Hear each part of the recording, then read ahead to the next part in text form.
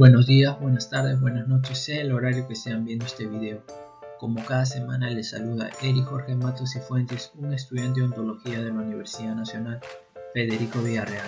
En esta oportunidad les voy a presentar un artículo sumamente interesante, el cual se titula Celulitis cervicofacial, el impacto de los fármacos antiinflamatorios no esteroideos, un estudio de 70 casos. Iniciando la presentación, la celulitis cervicofacial es una de las emergencias infecciosas de cabeza y cuello más frecuentes y también una de las más graves.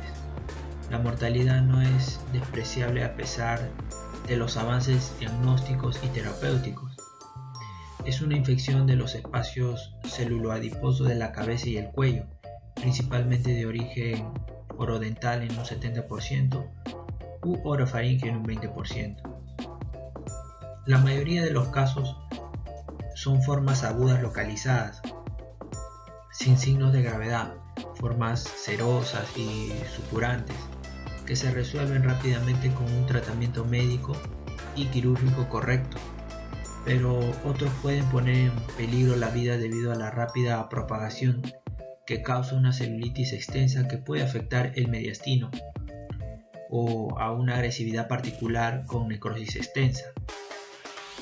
Nosológicamente, el término fascitis necrotizante se utiliza en inglés como término genérico para todos los tipos de celulitis, mientras que el término celulitis cubre en realidad una gama muy amplia de la patología, desde la purulencia hasta la necrosis extensa, siendo esta última el objeto de estudio.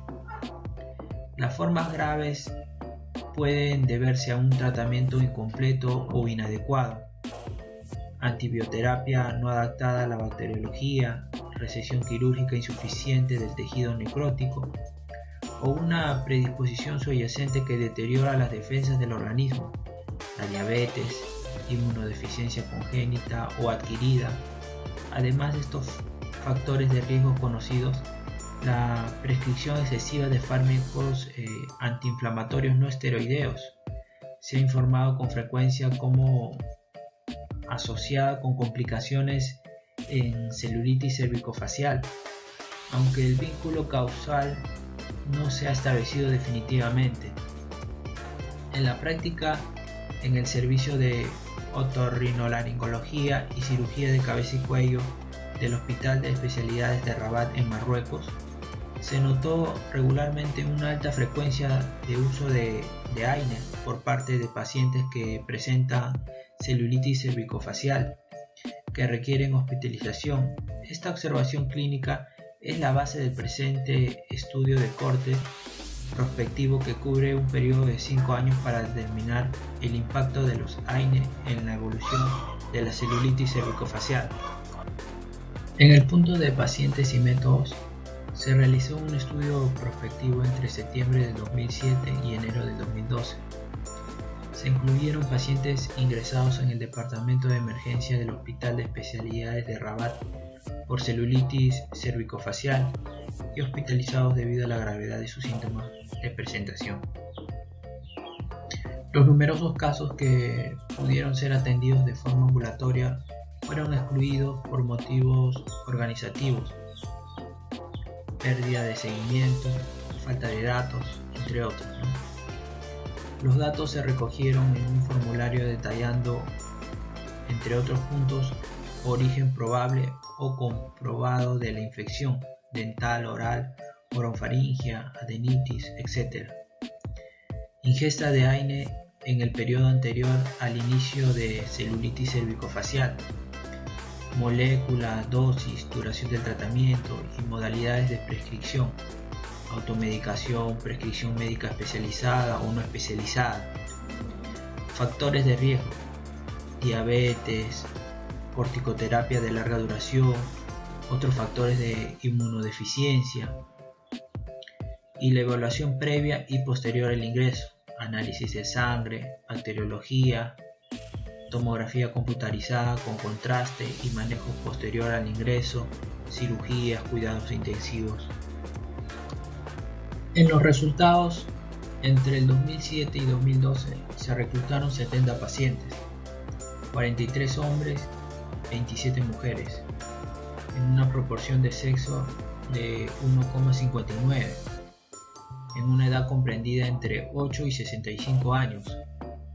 La mediana de la edad fue de 33 años. 15 archivos carecían de datos, uso previo a la evaluación de automedicación indeterminada o medicación prescrita, y por lo tanto fueron excluidos. Historia: 19 pacientes tenían diabetes tipo 2, un 27,41%, todos con un mal control glucémico al ingresar. En 5 pacientes, la celulitis cervicofacial reveló la diabetes. No hubo casos de corticoterapia de larga duración ni de inmunodeficiencia congénita o adquirida. En la sintomatología funcional, en 53 pacientes, de aproximadamente un 75,7%, se informó dolor o tratamiento dental en los días anteriores al inicio de los síntomas. Estos pacientes presentaban limitaciones en la apertura bucal de diversa gravedad, siendo esto parte de los motivos de ingreso. Todos tenían dolor exacerbado a la palpación en el sitio de la celulitis cervicofacial. Había poca fiebre, probablemente debido a los AINE o al paracetamol. El origen de la celulitis cervicofacial fue dental en 61 pacientes, un 87,14%, sugerido por el paciente al ingreso o en la entrevista en términos de dolor o tratamiento dental. Esto fue confirmado clínicamente por hallazgos de caries o raíz residual, o radiológicamente por pantomograma sistemático que revela el origen dentario en los pacientes sin síntomas de presentación dental. Se presumió que el origen de la celulitis cervicofacial era amigdalino en 2 casos. La adenitis estuvo implicada en un caso y el origen fue indeterminado en 6 casos.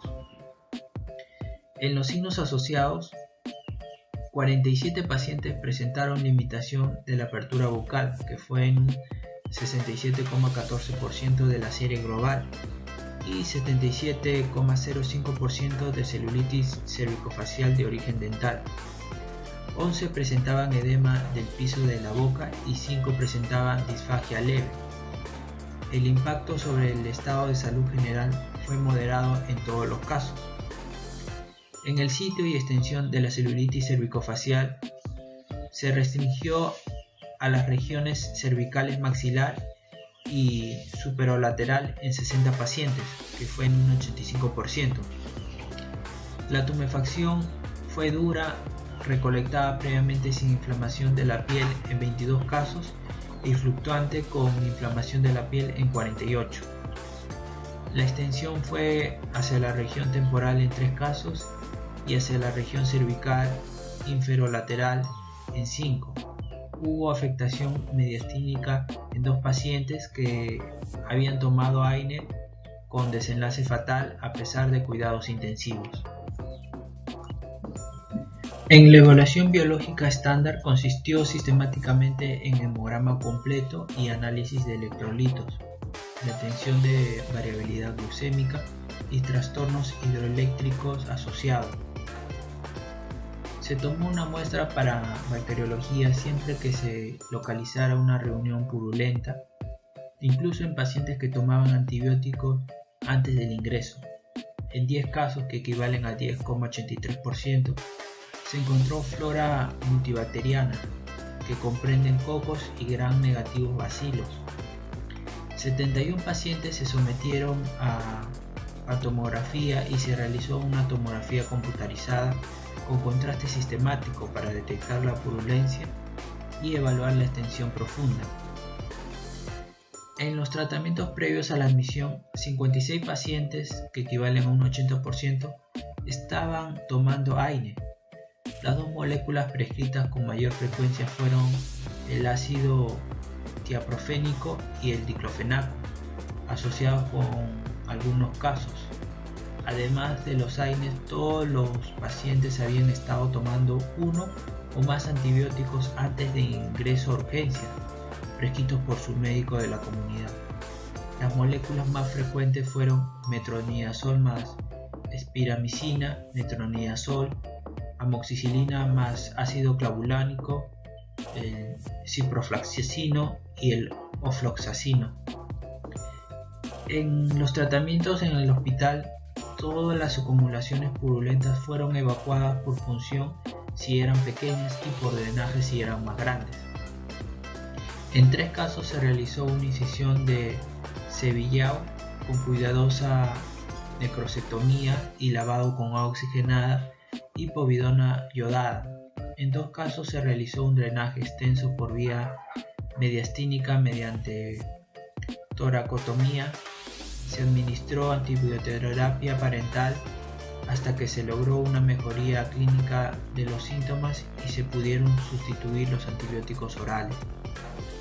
La estancia hospitalaria media fue de 5 días en un rango de 3 a 12 días, excepto en 2 pacientes que requirieron ingreso a UCI por extensión mediastínica de celulitis cervicofacial. Ambos fallecieron a pesar de los cuidados intensivos y el desbridamiento quirúrgico que se extendió al mediastino.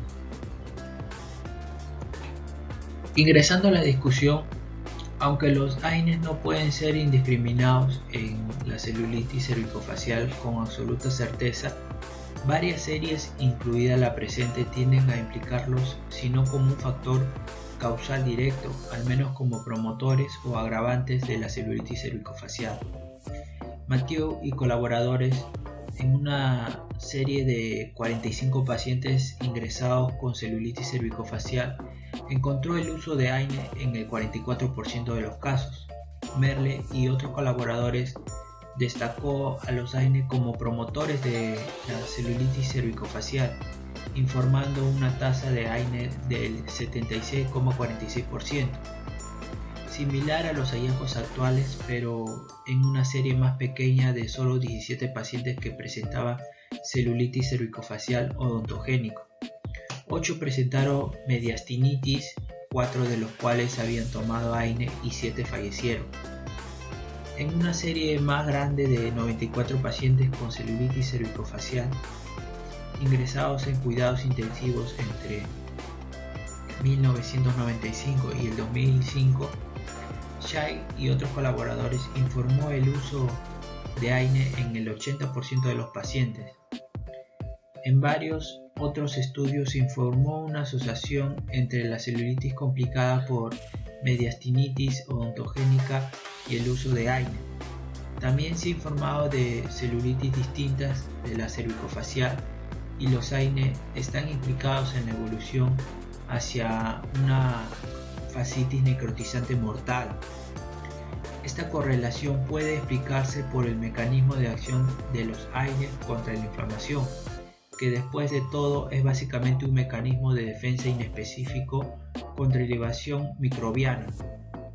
Los AINE inhiben la degradación del ácido araquidónico celular por la vía de la ciclooxigenasa, evitando la producción de tromboxano A2 y prostaglandina, que desempeñan un papel importante en la quimiotaxis celular. Por tanto, los AINE se oponen a la migración y fagocitosis de células polinucleadas y macrófagos. También reducen los primeros signos de inflamación, lo que retrasa la consulta.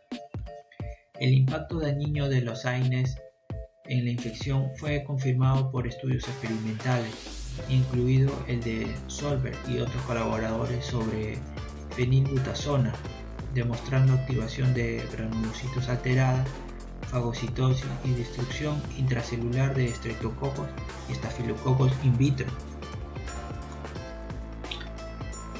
La celulitis cervicofacial afectan a todos los grupos de edad, con una edad media de aparición de unos 40 años.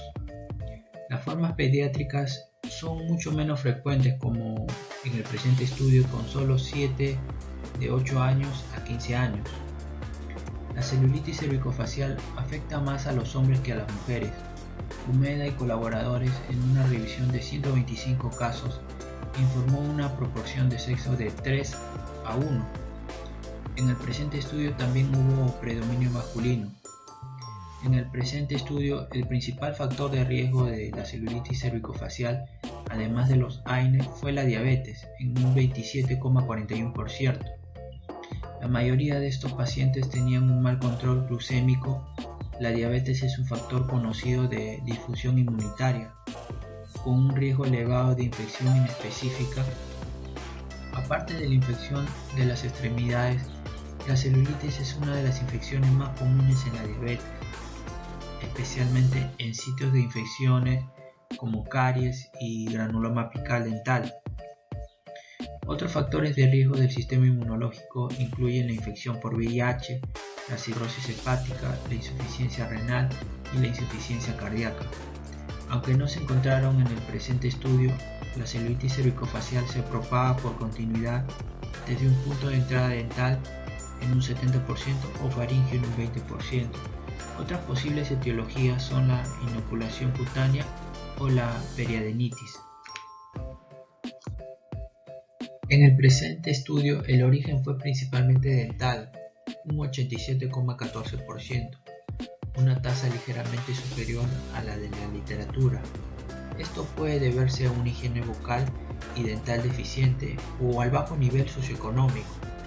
La celulitis cervicofacial extenso es, como se enfatizó anteriormente, una infección por contigüidad que viaja a lo largo de las fascias y comunicaciones de la cara y el cuello.